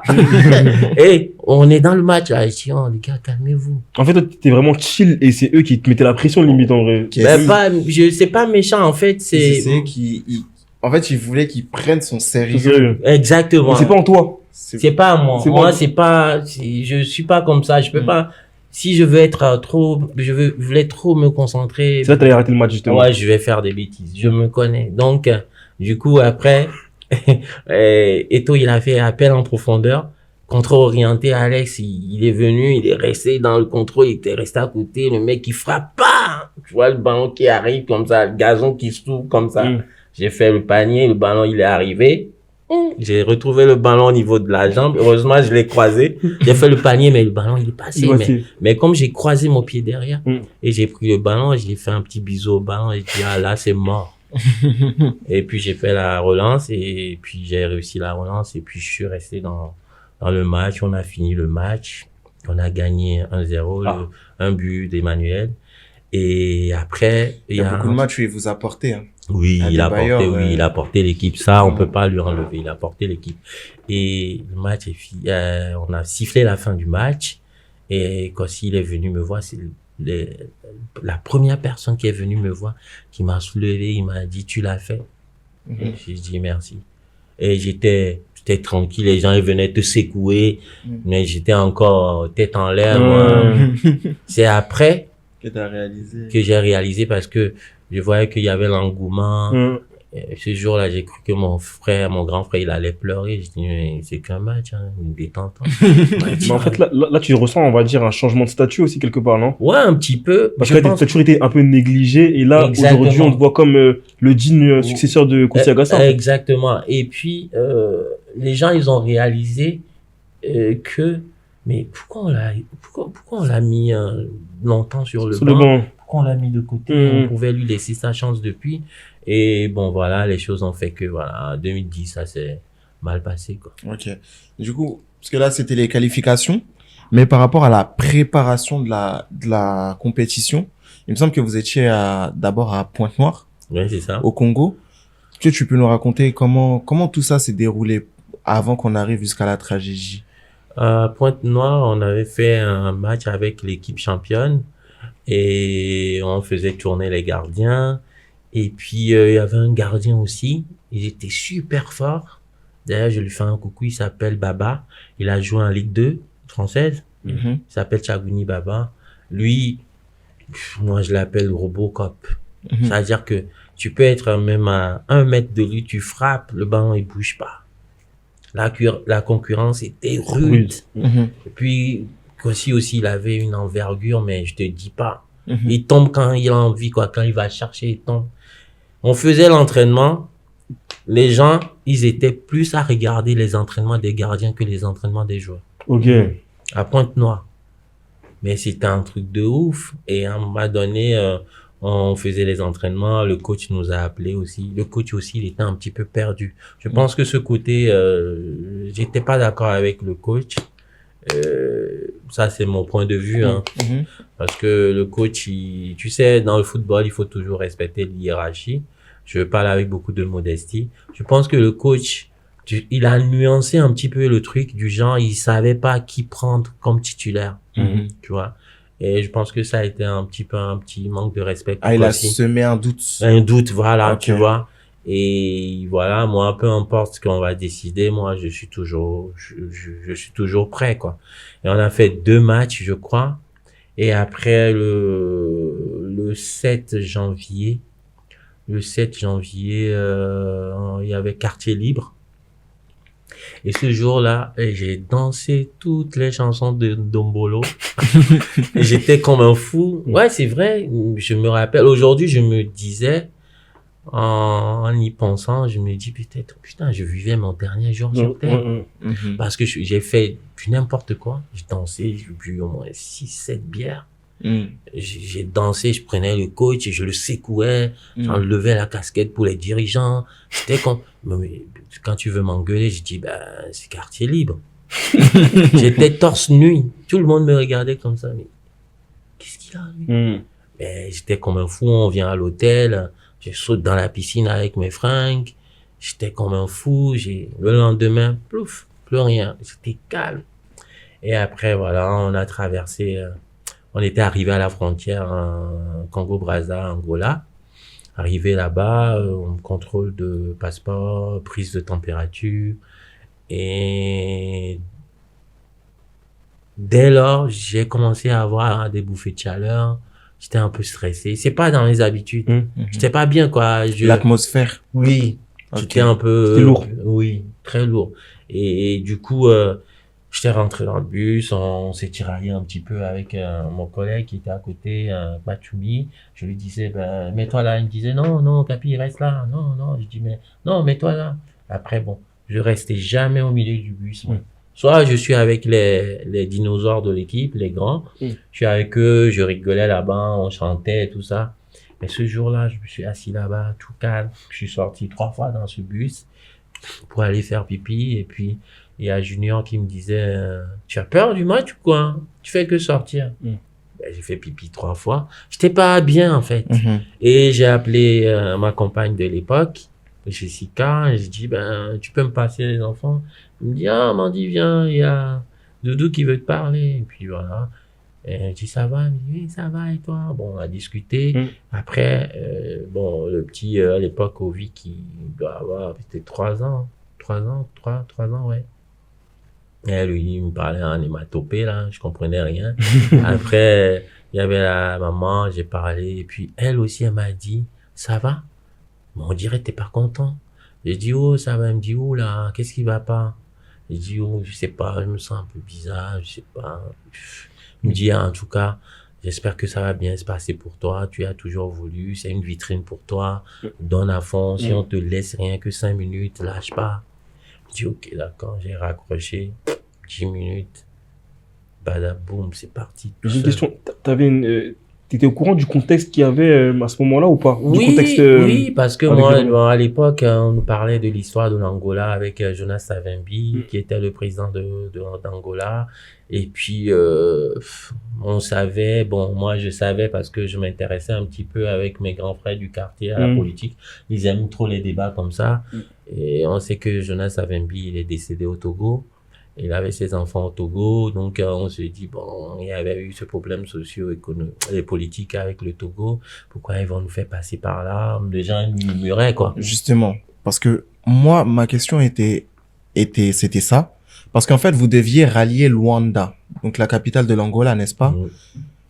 Vous étiez Longhi, à point... c'est ça? Pardon? Longhi ou Luanda? Non, Luanda. Ouais, Luanda, ouais, là où il y a la canne. Exactement. Oui. Mais pourquoi le choix du car. de prendre le car pour... Parce qu'en fait, là, t'as pas précisé, parce que t'as dit badaboum, mais on va rappeler le contexte. Vous avez été attaqué par des milices militaires. De la FLEC. Voilà. Donc, qui réclament, je crois, l'indépendance de l'enclave de Cabinda. C'est ça. Donc, entre guillemets, des terroristes. Donc, moi, je veux savoir, étant donné que, quand même si c'est pas vous les joueurs, les instances sont au courant de la situation sociopolitique dont tu évoquais. Pourquoi le choix de vous faire passer par le bus, or que d'autres sélections ont rallié par l'avion, et surtout vous passiez du Congo à l'Angola? Ce qu'on avait évoqué à l'époque avec quelques dirigeants, parce que moi, je les écoutais parler, je suis qui pour parler, je jouais à Pontivy, moi. Tu vois, je peux pas me mêler de tout ça, mais ils disaient, on est à 30 minutes de route. Les gens, ils ont dit, oh, ils abusent et tout ça pour des économies à la con, tati patata. Après, si les cadres, ils disaient pas non, qui suis-je, nous, les petits poussins, là, derrière? Qu'est-ce qu'on peut dire? On peut rien dire. Et on est monté dans ce bus. Je pense que moi, à partir de ce moment où je sentais cette palpitation, aujourd'hui, je peux l'interpréter, hein. Aujourd'hui, j'ai les mêmes sensations. Moi, je bouge pas de chez moi et ça m'est déjà arrivé, hein. Et il y a toujours... Ok, donc c'était un pressentiment. Oui, un pressentiment. Et c'est rare que moi, je vais aller faire du foot. Je suis tout le temps content. La plupart des joueurs, t'es excité. T'es pas là, tu penses à rien, vivement que ça se passe. Mais j'étais pas à l'aise. Donc, voilà. Et puis, j'ai raccroché. Et puis, il y avait eu, ce bruit, de calage et je voulais esquiver. Bon, j'étais là, comme ça. Je voulais, comme s'il y a un pétard ici, tout le monde saute. Et c'est là où je sentais pas, mon corps répondait pas. Et je dis, waouh. Et puis, c'est comme si on m'avait cloué sur le sur le siège du car. Et j'ai fait ça. J'ai vu du sang, j'ai vu là, du sang. Et sur le coup, t'avais pas senti de base? Non, parce que ça allait trop vite, quoi. C'est à une fraction de seconde. Donc, en fait, le temps que tu essayes même de réagir à l'attaque, tu avais déjà pris des balles. Ouais, j'ai ça. D'accord. 2 balles directes et j'ai commencé à crier. J'étais agité comme un fou. Ah, j'étais touché. Aidez-moi, s'il vous plaît. Aidez-moi. Je veux voir mes enfants, tout ça. Et puis, il y en a un, je sais pas si c'est Floyd ou c'est Junior, ils m'ont dit, ou Alex, ils m'ont dit, ferme ta gueule, c'est pas le moment de faire des blagues. Parce que moi aussi. T'as l'habitude de faire des blagues. Tu vois? Ok. Et j'ai dit, non, sérieux, je suis touché. Et quand j'ai levé ma main, ils ont vu, parce qu'ils étaient allongés comme des sardines et tout ça, tout le monde a esquivé, tu vois. Et j'entends l'entraîneur de gardien devant moi, balle dans le genou, qui hurlait. L'entraîneur adjoint, il est mort. Balle dans le ventre, qui hurlait aussi. C'est après qu'il était mort. L'attaché de presse dans le couloir avec son appareil photo tombé dans le couloir, sang partout. J'étais conscient, hein, mais je criais, je suppliais mon collègue de m'allonger. C'était la barbarie, hein, c'était chaud. Ça a duré combien de temps à peu près Ça a duré une demi-heure. Une demi-heure, c'est-à-dire que vous entendez des détonations pendant... Mais oui, il y avait même la lance-roquette. Vous pouvez demander à certains joueurs togolais. Il y avait une lance-roquette sur le deuxième bus où il y avait nos bagages. Heureusement que c'était pas sur le bus des joueurs. Des joueurs. Ouais. À un moment donné, il y a un militaire qui est rentré. Il a dit, sont où les blessés? Bon, le silence de cimetière. Moi, j'avais rien à perdre. J'ai levé ma main. Ils m'ont porté la main dans la plaie. J'étais comme ça. Après, on a pris Serge, on a pris le coach. J'étais dans le minibus avec Serge Akapo. Celui qui est sur Canal+, je crois. Oui, Serge Akapo, ancien joueur d'Auxerre, ouais, etc. Ouais. J'étais avec lui, il me donnait les petits gifles. Il me disait, tiens bon, Dodo, ça va aller. On est presque arrivé. Je lui tenais la main, je lui pressais. Il m'a dit, respire. Lui aussi, il était touché. Hein. Il y a une balle qui a effleuré son omoplate, sorti de l'autre côté. Mais il me parlait. Et arrivé au dispensaire, si je me rappelle bien, je pense que, je ne sais pas trop, mais ils m'ont mis dans une chambre avec les autres victimes. Je pense que, je me dis, c'est une chambre froide. Ah. Ok, donc tu le pensais même mort. Non, il le pensait mort. Oui. Je pense que, en fait, ma blessure était tellement grave que ils m'ont mis. Après, il y a eu l'entraîneur à côté. C'est-à-dire que eux, c'était déjà, tu vois. Et je disais, please, Abeg, help me. Il y a quelqu'un qui rentrait. Je demandais de l'aide. Apparemment, ils cherchaient le chirurgien. Le chirurgien était en congé. Et j'étais là-bas dans mon sang pendant 10 minutes. Et puis, je respirais tranquillement. Je savais que je partais petit à petit, tu vois. Je priais. C'était un truc de ouf. À un moment donné, le mec, il est arrivé. Il était en tongs, en Bermuda. Et il m'a cousu comme ça, sans anesthésie. Oh là. Là, comme ça, et derrière. Il a retiré les balles au moins? Non, pour arrêter l'hémorragie pour le moment. Et puis, ils m'ont mis une grosse compresse et tout ça. Après, ils m'ont ramené sur le tarmac de l'aéroport. Il y a l'avion médicalisé qui est arrivé. Il y avait eu je ne sais pas comment j'ai fait Pour survivre. pour survivre. Je te jure, jusqu'à aujourd'hui, je ne sais pas comment je vais l'exprimer. Même quand j'étais sur la civière, j'avais des yeux révulsés. Et quand je parlais avec des collègues, ils m'ont dit, oh, toi, t'étais parti. Je disais, jusqu'à aujourd'hui, on en parle. Je dis, mais toi, t'étais là, toi, t'étais là, toi, t'étais là. Je voyais tout, en fait. Mais j'avais les yeux révulsés comme ça. Donc, je peux pas l'exprimer, tu sais. Des fois, il y a des forces où il y a des choses qui arrivent, on peut pas l'exprimer, quoi. Et puis voilà, entame ma descente aux enfers en Afrique du Sud où j'ai passé 3 mois avec des multitudes, chambres d'opération. Au total, je me suis fait opérer au moins 8 fois, non 11 fois. Ah, on se voit, non Ouais, parce que, Tu t'es fait opérer 11 fois en Afrique du Sud ensuite. oui, après, en France, 2 ou 3 fois, je crois. Il y avait eu beaucoup d'opérations quand même. D'accord. Comment s'est passée ta prise en charge en Afrique du Sud? Afrique du Sud. Comment on t'a... J'arrive à Afrique du Sud, en Afrique du Sud. Dans l'avion, c'est vrai que je m'endormais un petit peu. On me donnait des petits gifles. On me gardait. Il y avait tout dans l'avion. Il y avait 2 infirmières, 2 infirmiers. Et arrivé là-bas, comment dirais-je, ils ont demandé, tu sais, comme tous les docs, ils ont demandé l'âge, le poids. Et puis, ils m'ont dit, avant de m'opérer, ils m'ont dit, il faut que tu appelles quelqu'un, on t'a annoncé mort en France. Oh ouais, sur BFM et tout ça, ça défilait. Il y a le 8-10-84, décédé le 8-10, 8... Donc les médias 2000. français t'annonçaient mort. Oui, Ok. qu'il y avait fusillade et tout ça. Bah, ma famille, pour eux, j'étais mort aussi. Les pauvres. Et avant de m'opérer, j'ai appelé mon frère. Ok. Et j'ai parlé à mon frère. J'avais pas la même voix, hein, parce que j'étais tellement faible, maigrichon.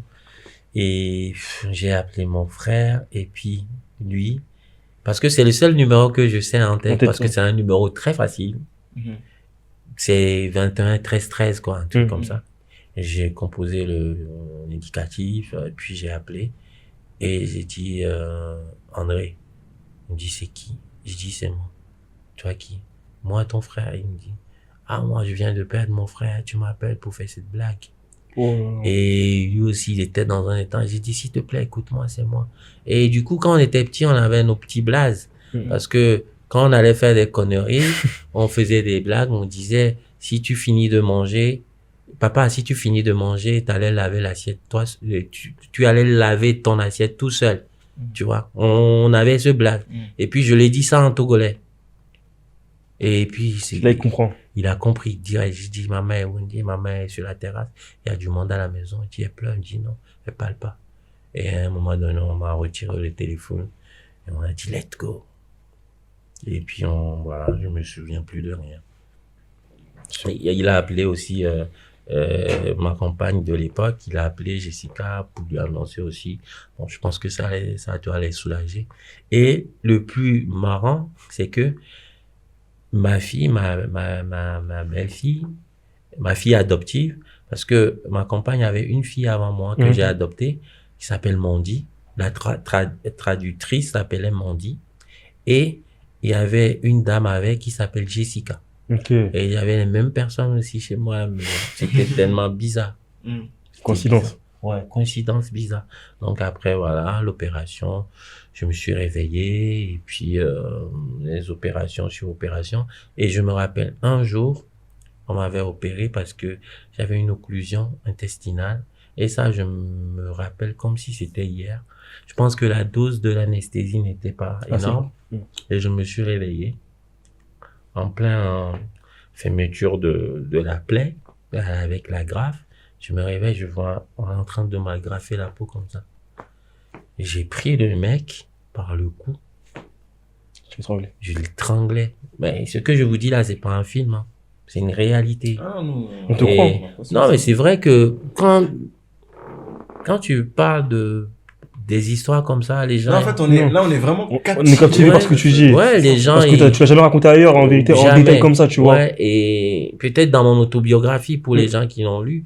Et je l'ai pris, après, il y avait la dose, ils m'ont piqué, et puis C'était horrible. Même à mon pire ennemi, je lui souhaite pas ça. On disait même que tu disais dans ton livre que t'étais devenu super agressif avec, Ouais, c'est ça. avec les sages-femmes, les Oui, j'étais soignants. désagréable. Et c'est pour ça aussi que... Apparemment, tu voulais même partir en psychiatrie, limite même, de ce que j'ai vu. Ouais, c'est ça, ouais. C'est fou. C'est un truc de ouf. Mais je veux savoir qui t'a soutenu dans le monde du football à cette période-là. Dans le monde du football, il y avait du monde, hein, et je pense que ce qui m'a un petit peu chagriné, c'est, tu sais, on nous parle souvent en grande famille de foot et tout ça. Tu sais, quand tu as un drame je sais pas comment le qualifier, quand il y a des drames comme ça, et c'est mondial ce qui s'est passé. Et il y avait du monde au début, les médias en parlent, tout le monde veut te parler, tout le monde veut avoir l'exclusivité. Et du côté des joueurs, tout le monde il y avait eu le traumatisme pour tout le monde. Ça, si quelqu'un vous dit que j'étais dans ce bus, non, tout le monde était traumatisé. Il y avait eu, j'avais un très bon contact avec André Ayou, avec Lamine Koné, l'Ivoirien, il a joué à Strasbourg, à Lorient. Ouais, c'était un bon ami à moi. J'avais eu Emmanuel aussi qui m'a appelé quand j'étais à l'hôpital, qui avait envoyé Jessica. Ah, il avait envoyé ta femme Oui, à l'époque, c'était quand j'ai eu l'accident. Okay. Après, il y avait eu Samuel Eto'o, c'est tout. Romao aussi, non? Romao aussi, oui, j'ai oublié, autant pour moi, excusez-moi. Il y avait eu Romao. J'avais eu quelques appels, mais après, c'est pas quelque chose qui a duré dans le temps, mais après, ils ont leur vie aussi. Oui, forcément, donc tu comprends ce truc-là. Et maintenant, moi, j'aimerais revenir sur Cheyi, parce que il y a pas très longtemps, enfin, si quand même, mais il avait fait, précise bien, Cheyi Emmanuel Adebayor. Il avait fait une vidéo où il disait qu'en gros, quand il te trouvait entre guillemets ingrat, excusez-moi si en tout cas j'interprète mal, mais en tout cas c'est comme ça en tout cas que j'ai interprété la vidéo. Et je pense que vous avez quand même une bonne relation de base. J'aimerais que tu reviennes un peu là-dessus pour que tu expliques aussi ta version des faits pour que tout le monde puisse comprendre. Et on avait même l'impression qu'il y avait peut-être des tensions entre vous, donc je voulais en savoir plus par rapport à ça, tu vois. Non, en fait, l'histoire avec Manu, Cheyi, c'est rien de grave, hein, parce que les gens, ils l'ont interprété. Moi, je pense que il a exprimé sa colère. Et il y a des choses qui n'ont pas plu, peut-être. Ou le fait, apparemment, je faisais des éloges à Samuel Eto'o, et lui, je l'avais oublié. Dieu seul le sait, moi, si j'ai jamais dit merci à Manu. Et j'ai déjà dit merci. Même dans d'autres livres, il me semble que tu l'avais même mentionné. Dans mon livre, dans le remerciement, il était dedans. Et même dans mon livre, je l'ai mentionné, il y a ce passage qui est là, et ça va rester à vie. Et puis, c'est vrai que moi, je suis quelqu'un, quand il y a des comment dirais-je, affinités. Des histoires de ce genre où la personne exprime sa colère, ça sert à rien de rajouter. Moi, je dis un truc, moi, c'est mon éducation à moi. Quand il y a un problème entre un grand frère et un petit frère, et que le grand frère sort et qu'il s'exprime, moi, peu importe ce qu'il va dire, je vais jamais répondre. Le petit frère doit se taire. Je vais jamais répondre parce que moi, je sais que peut-être les gens qui m'ont traité d'ingrat, ça, c'est leur point de vue. Ils ont entendu une cloche. Mais justement, on veut l'autre cloche aussi ici. C'est pour ça qu'on est là, tu vois. Moi, personnellement, je sais que je lui dis merci. Peut-être, je l'ai pas dit assez merci à son goût. Ça peut se laisser entendre. Mais les gens qui me connaissent, ma relation avec lui, ils savent très bien que c'est un monsieur, je n'ai jamais manqué de respect. Peut-être sur sa vidéo où il avait fait, où il avait dit que je parlais que de tout et tout. Je pense que j'ai passé plus d'années avec Cheyi que Samuel Eto'o. Après, moi, je le comprends. Et s'il a pris mal, mais j'aurais souhaité quand même que dans ce cas de figure, de me faire venir. Et que vous en parliez? Non, pas en parler, même me gronder, tu vois, me gronder, j'aurais aimé. Mais après, voilà, ce qui est fait est fait. Moi, j'ai pas envie d'alimenter. Non, c'est pas le but. Non, moi, je parle pas pour vous spécialement, mais je parle pour peut-être par rapport à l'histoire même. Par rapport à l'histoire, alimenter les réseaux ou sortir, lui manquer de respect. Moi, c'est pas mon éducation. Et puis, moi, une personne avec qui j'ai vécu des moments formidables, que ça soit en sélection, que ça soit en privé, je me permettrai jamais de lui lancer des absurdités ou de l'insulter ou de lui répondre. Voilà, bah, en tout cas, j'espère que Chéhi, il a entendu, en tout cas, ce qui En tout cas, on lui passe un gros big up parce que c'est aussi une grande star dans votre pays. Et même moi, comme je te disais en off, supporter d'Arsenal grâce à Emmanuel Adebayor. Tu parlais justement de Samuel Eto'o parce que, du coup, l'histoire lui est parvenue. Bah, comme nous tous, en vrai de vrai. Dans quelle mesure il t'a aidé? Par quel moyen? Parce que ce que les gens, ils savent pas, parce que la plupart des personnes, ils vont juste dire, oui, c'est le côté financier, tout ça, parce qu'il t'a filé des sous. Non, il n'y a pas que ça. Parce que j'étais invité en 2019 au CAF Awards. Vous vous rappelez? Oui. Et j'avais laissé un mail à monsieur Samuel Eto'o pour lui dire, j'ai mentionné dedans, dans cette lettre, j'ai fait une lettre de 2 pages où j'ai dit, tu es comme le monument du football africain pour nous. T'es un exemple, t'es un grand frère pour nous et pour toute la génération de footballeurs africains. Donc, le Togo a eu l'accident, il s'est passé des choses, mais en aucun cas, on a honoré l'équipe du Togo, rien que 1 minute de silence. C'est vrai. Pour les morts ou pour la population togolaise, il y a rien qui a été fait. Franchement, personnellement, grand frère, excuse-moi, mais je pense que tu peux pas être là et que ça va se passer comme ça. Et je sais que c'est quelqu'un qui tient les combats. Et c'est quelqu'un, il n'aime pas l'injustice. Et je lui ai écrit cette lettre. 2 ans après, ou 1 an après, il m'a fait venir en Égypte. Et ce trophée-là qu'on m'avait donné, c'était pas mon trophée. C'était le trophée des Togolais, oui, des victimes de ce drame. Et donc, je pense que, en remerciant, parce que j'étais un peu ému aussi, en remerciant ce monsieur, je ne vois pas en quoi ça peut heurter la sensibilité de quelques supporters ou des fanatiques. Je sais pas si tu vois ce que je vois. Et ce que il a fait pour toute l'équipe togolaise. Et d'ailleurs, j'ai dédié ce trophée à toute l'équipe.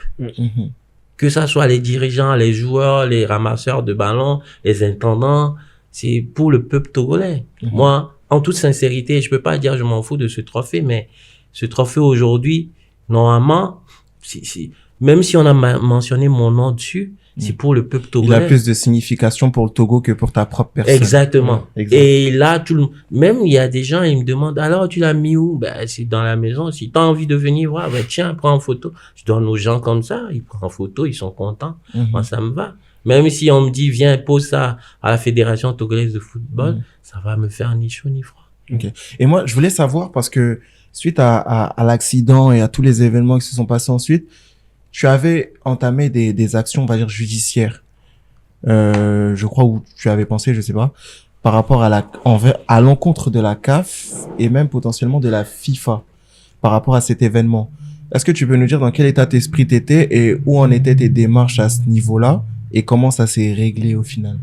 Parce que si tu veux, il y avait eu, j'ai voulu porter plainte contre la CAF et la FIFA en même temps.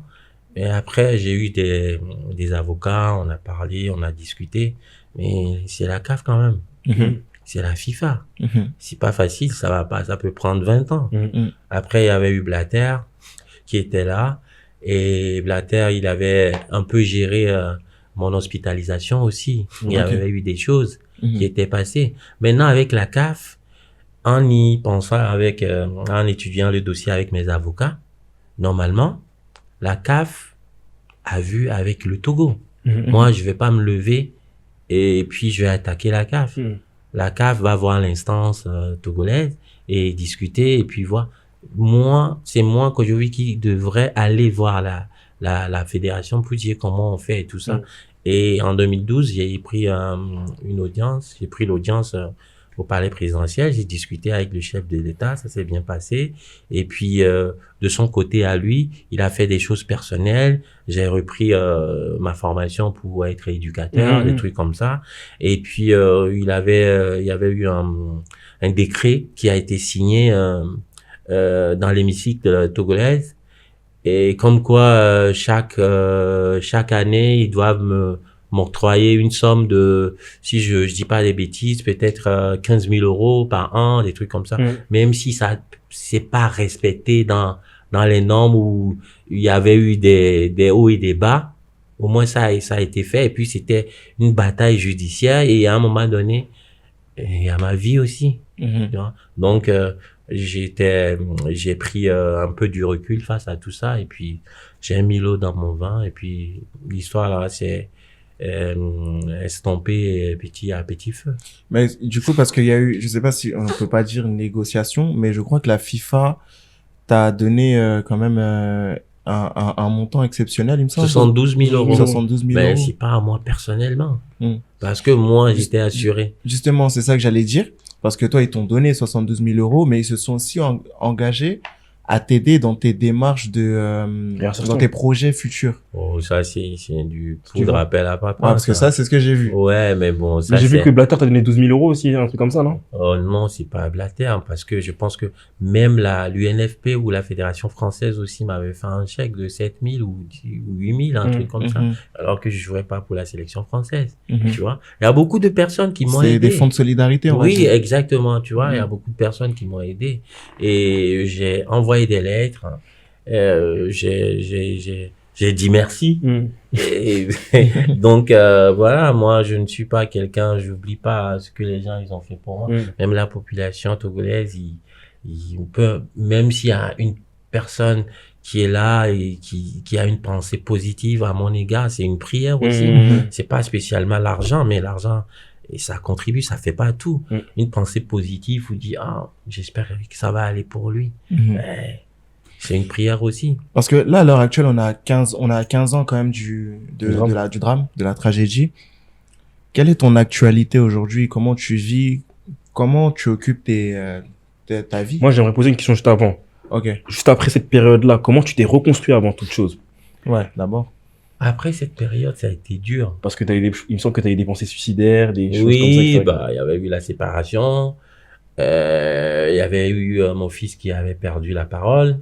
Oula, ah ouais. Oui, c'était Il l'a retrouvé aujourd'hui? Oui, Dieu bien merci. sûr, il vient de m'appeler tout à l'heure. Ouais, exactement. Avec lui. Donc, il y avait eu tout ça, et puis, il y avait eu mon ex-compagne qui avait pas digéré ni supporté aussi mon état de santé, tout ça, ça l'a affecté, elle était malade aussi.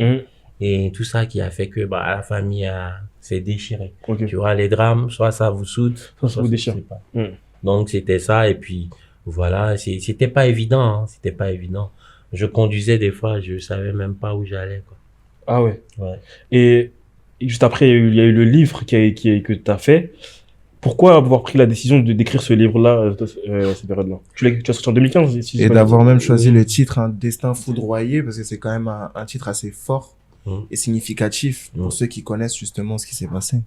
Non, en fait, moi, j'avais décidé dans mon lit d'hôpital parce que je ne faisais que pleurer. J'étais en chambre avec un ami. Bon, lui aussi, il a vu son accident de voiture. Il m'a dit, Kojo, arrête de pleurer. Tu sais ce que tu vas faire? Tu demanderas à ce qu'on t'achète un ordinateur. Tu vas commencer à écrire, à faire un récit. C'est comme ça que j'ai commencé à faire tout ce qui me passait à la tête, mon enfance et autres. J'écrivais, après voilà. Et on a cherché avec François, un ami à moi, une maison d'édition. Tu sais, un récit, tu vas écrire, tu respectes pas les virgules ni les points. Après, bon, tu vas voir la maison d'édition, ils vont faire la cam, vous allez passer à la cam, vous allez discuter ici, tu voulais dire quoi? Est-ce que tu veux qu'on laisse la tournure? C'est pas trop violent. C'est comme ça a été fait, quoi. Et en quoi ça t'a aidé au final? Oh, ça m'a aidé à extérioriser un petit peu le mal-être qui est en moi.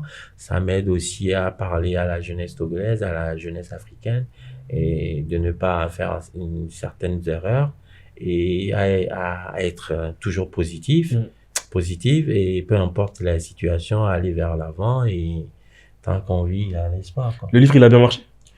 Oh, ça, je ne sais pas, parce que il y avait eu un petit peu un problème aussi avec la maison d'édition. J'ai pas envie de trop en parler. Mais mais bon, quand même, c'était bien, et je remercie cette maison d'édition quand même, parce que, mine de rien, même si j'étais parti en queue de poisson, ils m'ont quand même aidé à écrire et à faire. Je tiens à les remercier. Du coup, on peut revenir sur ton actualité. savoir aujourd'hui ce que tu fais exactement, quelles sont tes activités. J'ai arrêté avec le truc d'éducateur, avec les jeunes, parce que c'était un peu dur moralement. Il y avait eu quelques agressions aussi, agressions physiques. J'ai arrêté parce que je voulais pas franchir la ligne jaune, parce que tu sais, on porte des humains. Et puis, tu sais, les jeunes, quand ils te voient en béquille, ils se disent, lui, c'est le plus faible, mais peut-être je suis plus dangereux que tous. Et voilà, ça s'est pas mal passé à un moment donné. Et puis, la fatigue morale, et j'ai arrêté. Après, je me suis lancé un petit peu dans l'agro-business pour essayer de travailler la terre et tout ça. C'était agro-food, c'est ça? Ouais, ça marchait à un moment donné, et puis ils ont mis le feu à la ferme. Oui, tout a été brûlé. Tu sais, quand tu fais des affaires et puis tu es à l'étranger et tu surveilles pas aussi, t'as beaucoup ont connu cette expérience. Surprises, ouais. Et du coup, j'ai arrêté. Après, bon, vu le peu de miettes que j'avais gagné aussi, j'ai investi un petit peu dans l'immobilier. Et puis, actuellement, je suis sur un projet où je voulais passer mon BTS en management en entreprise. Ok. Ouais. Ah, bah, c'est bien. Ça, tu retournes finalement sur les bancs après avoir esquivé. Oh, je vais le faire en distanciel, c'est mieux. Mais quand même, au final, la maman, elle avait raison. Parce que t'as fait le têtu et... Oui, ouais, c'est pour ça. Bon, le cartable, il revient toujours à un moment. Oui, parce que aujourd'hui, moi, ça me dérange pas. J'aime apprendre et puis je pense que ça va m'aider. Et puis, on a la chance de vivre dans un pays comme la France où il y a beaucoup d'opportunités, où tu peux saisir, et si t'es pas fainéant, tu peux t'en sortir, quoi. Et avec ce BTS, qu'est-ce que t'as envie de... Parce que j'imagine qu'il y a un projet derrière. Oui, parce que j'ai un ami qui est sur un projet. Il a déjà son entreprise et tout. Et il m'a proposé, quoi. Il m'a dit, bah, je vais pas te prendre pour te prendre, mais si je vais te prendre, faut que tu passes ton BTS. Faut que tu aies les compétences, quoi. Exactement. Ok. Et aujourd'hui, quel message t'as à passer à toutes personnes qui ont dû vivre les mêmes choses que toi ou bien des histoires similaires, déjà dans un premier temps? Et après, je voulais savoir aussi, je pense qu'on va terminer sur ça si t'as pas de questions, mais savoir ce que tu penses du football africain dans sa généralité. Football africain, j'ai pas grand chose à dire, vu que moi j'ai quitté la scène il y a 15 ans. Je regarde les actualités de loin, et pour toutes les personnes qui sont dans les moments difficiles aujourd'hui, ou les oubliés, les blessés, que ça soit ligaments croisés, pas des drames comme moi, mais ça aussi, il y a pas petite blessure, quoi. Blessure, c'est blessure. Donc, de ne rien lâcher, de croire jusqu'au bout, et puis de faire confiance à leur force mentale, et puis de ne jamais douter, et d'éviter des messages victimaires aussi, et puis de rester solide et puis droit dans leurs bottes, quoi. Ok. Bah, c'est sur ce magnifique message qu'on va sceller cet épisode. En tout cas, on vous remercie tous d'avoir suivi cet épisode jusque-là. C'était le YLN Football Show. On était avec l'ancien international togolais Kodjo Bilale. N'hésitez pas à vous abonner, commenter, liker, et on se reverra pour un prochain épisode. Au revoir. Merci beaucoup.